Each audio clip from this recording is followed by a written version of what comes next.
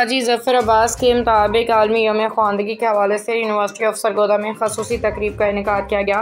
जिसकी सदारत director institute of education Jamia Sargodha professor doctor Rifatunnisa की। जबकि इस मौका पर district officer child protection and welfare bureau Sargodha Syed Ali Abid Naqvi, chief executive officer district education authority Sargodha Kulsoom Munsha, deputy director national commission for human development Mehr Umar Daraz Jawari मेहमान एजाज़ थे। तकरीब से खिताब करते हुए director institute of education Sargodha university professor doctor Rifatunnisa ने कहा कि मुल्क और कौम को तालीम याफ्ता बनाना किसी एक फ़र्द या इदारे का फ़र्ज़ नहीं, बल्कि हम तमाम साज़ा और पढ़े लिखे अफराद की जिम्मेदारी है।